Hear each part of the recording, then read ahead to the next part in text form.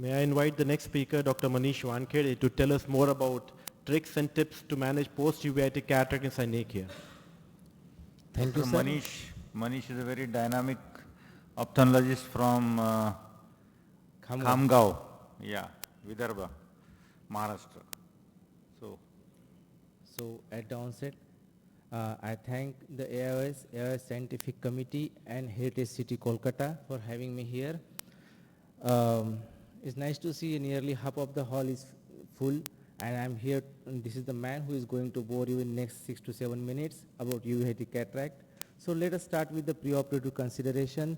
We need a detailed preoperative clinical evaluation, and the most important thing is anterior segment, posterior segment evaluation with detailed documentation for medical legal purposes, because these eyes are already suffered a lot.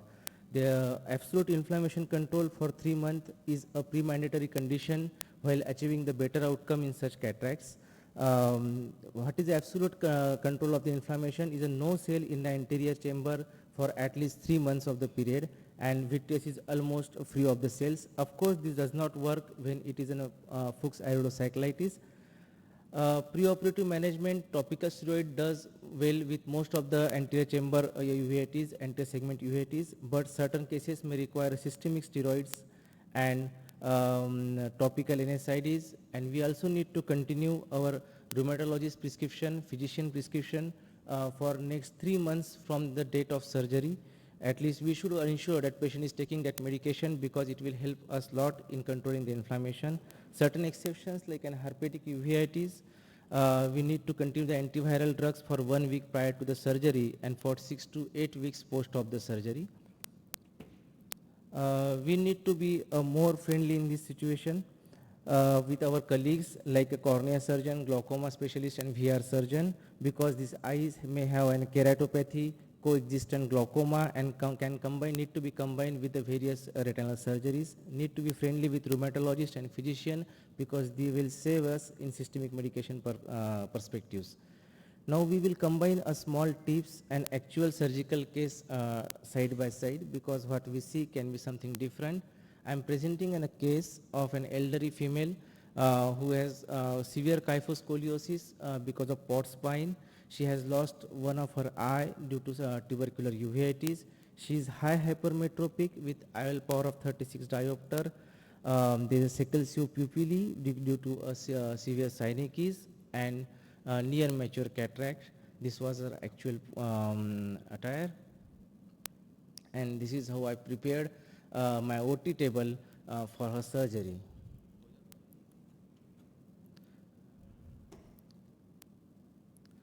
So intraoperative consideration, we need to minimize the iris handling, minimize the bleeding. We need to be modest, gentle, and need not to be an alpha surgeon in such cases. We need a large rhexis, pupil dilating devices, capsule stabilizing devices, and yes, vitrectomy should be ready. We should be ready mentally for all kind of complication we can think of. So this is the case. Generally, while operating such cases, the perivulvar block or eye operating under anesthesia is preferred. When such a severe sickle cell pupil is present, we should remove the pupillary membrane first, and this may dilate most of the pupils at the very beginning of the cases. But when the iris is through and through adherent to the underlying capsule, mere removing this membrane might not help, and we may require more efforts for this. I have gone with a classical pupillotomy procedure and incising the pupil sphincter at multiple places. Nowadays it is hardly done because of advent of many pupil expansion devices, but in this case I required it. When I think the pupil is still not expanding enough to operate safely, I go ahead with a stretch pupilloplasty. And this can be one of the tips that anything can be may have to be done while expanding the pupil in such cases.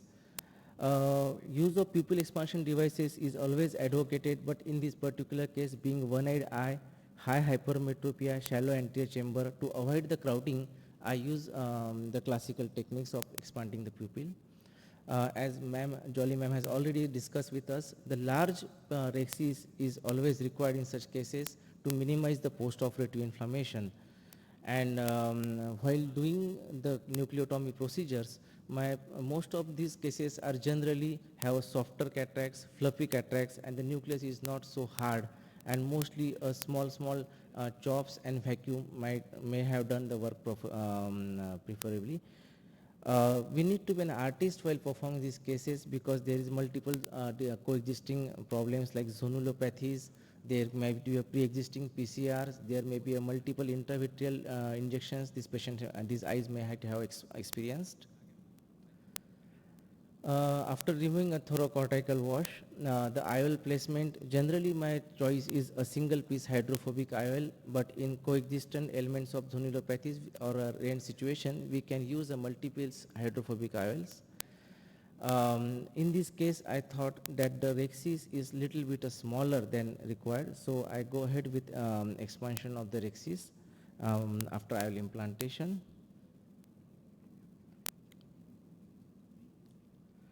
Smaller rhexis can lead to a phimosis more in such cases. So one more small trick I will like to share with you. I generally use a diluted triamcinolone intracamerally, do a complete washout, and preferably triamcinolone subtenonsely and subconjunctivally to minimize the post-operative inflammation to prevent the Synech in post-operative period, of course with a close watch on intraoperative pressure.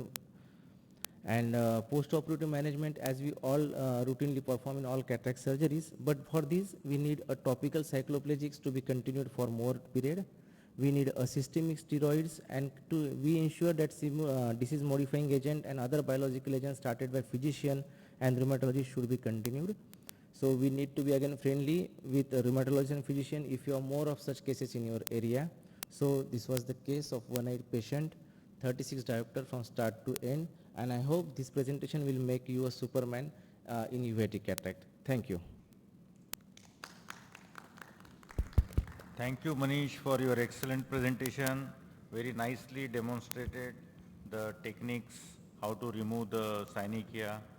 And the 2-3 things I want to just highlight is, one is the perioperative steroid that is must in such cases, and NSAIDs. And also cycloplegic post-operatively one can use to curb the inflammation and pain. And also delicacy in your maneuvering during surgery, that is must. Whatever techniques you are using, your iris should be delicately handled, just like a baby. So that is 2-3 things I want to just highlight. Thank you very much for your nice presentation. Thank you, sir. Dr. Manish, I would like to add a little small thing. Before doing the pupillotomy, you should do the stretching first. Yes. Number one. Number two, if the stretching fails, then you can use the mechanical devices. I think that will be better rather than cutting the sphincters all around. Yes, sir. I think you will agree me. Yes, sir, definitely. And how many milligrams you start 1 week prior?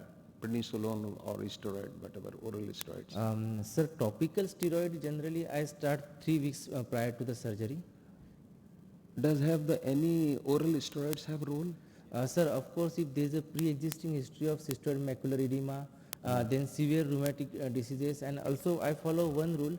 If patient says he is taking the anti-rheumatic medication like disease modifying agents for more than 3 years, I generally prefer 40 milligram of Wankhade irrespective of the weight of the patient 5 days prior to surgery.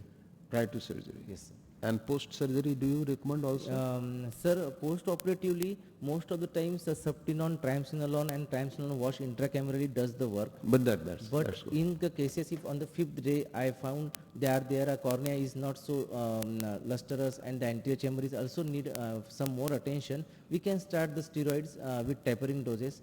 Yes, But yes. if we ensure that patient is following his rheumatologist treatment meticulously, no need is generally required in oral steroids. So you mean autoimmune disorders should be taken very carefully? Very carefully. Thank you very much. Dr. Manish, excellent surgery. I would like to add. Definitely this patient would have given you a lot of blessings for making her see again this world. Instead of me being a very short man, instead of raising the head end so much, you must have almost done the surgery as standing up, right? Yes. The other way of doing it is raise the bottom. Yes, sir. I have tried. Put a lot of pillows in the bottom. The head will come into the what do you say, the ring of the table, and you can do your surgery comfortably. Sir, I have tried raising the bottom of the table. I have tried the placing bathroom stool below the Yes, feet of the exactly. patient. Yeah. But sir, being this was a thinner patient and slim built, but if he is a little bit of bulky, then the abdominal pressure increases the IOP and the iris start coming all. That's from very there. good. That's very good. Thank you very much. Well, thank you, Manish. I mean, for covering every aspect. And one very interesting thing that I found in your video was putting a triamcinolone in the anterior chamber and washing it and giving it subconjunctivally also. I mean, that also works because the most concern for any uveitic phacoemulsification is the immediate post-operative reaction and the inflammation that you get. And I think that serves the purpose for both ways.